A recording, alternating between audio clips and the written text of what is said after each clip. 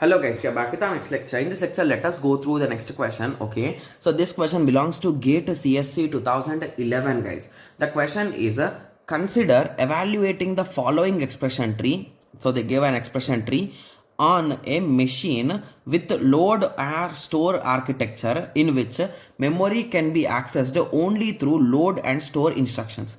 Okay, so the variables A, B, C, D, E, okay, initially store in memory. Okay, so the binary operation used in this expression tree can be evaluated by machine only when the operands are in registers. Okay, so I think we need to transfer them whenever we want to calculate them, we need to transfer them into registers and calculate them. Got it? Yes. The instruction procedure results only in a register. Okay, so even the result should also be stored in a register only, right? Yes.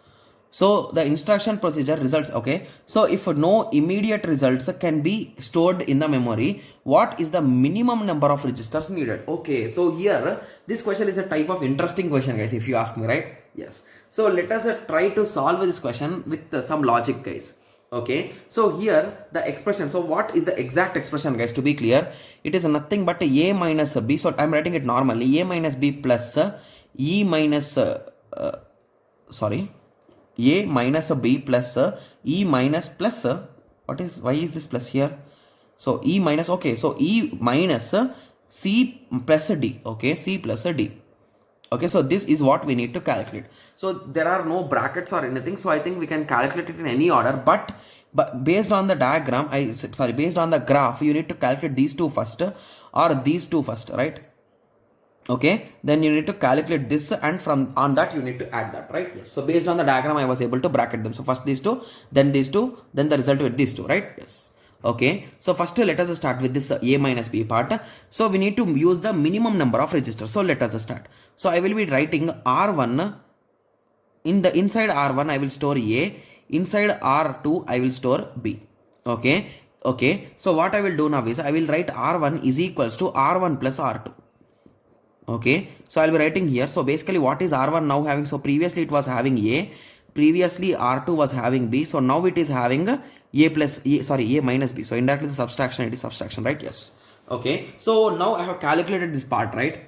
Yes. Okay, so what I will do now is, so I need to calculate C plus D, right? Yes, and they clearly told that the results should only be in registers. Okay, so I am forced to not remove this, right? Yes, so what I will do is, instead of R2, in R2 I will substitute C, and I will take one more register and I will put a D in it. So basically option A is gone for now, right? Yes, so what I will do is R3 is equals to D, so and R2 is equals to C.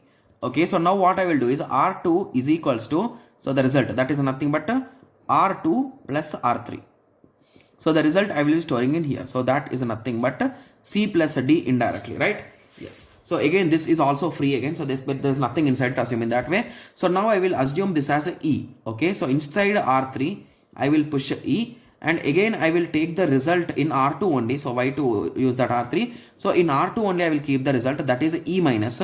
So R3 minus R2. So the previous result. Got it? Yes. So now here this whole part is there, right? So I'll be writing it as X with a symbol guys. Okay, yes, X.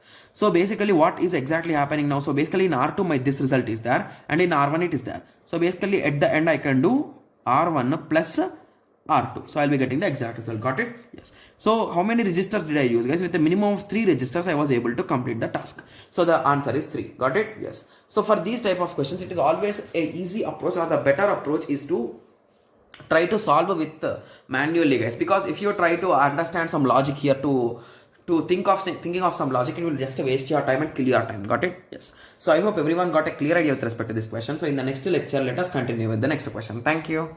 Thanks for watching. Like, share and subscribe for more awesome videos like this. Thank you.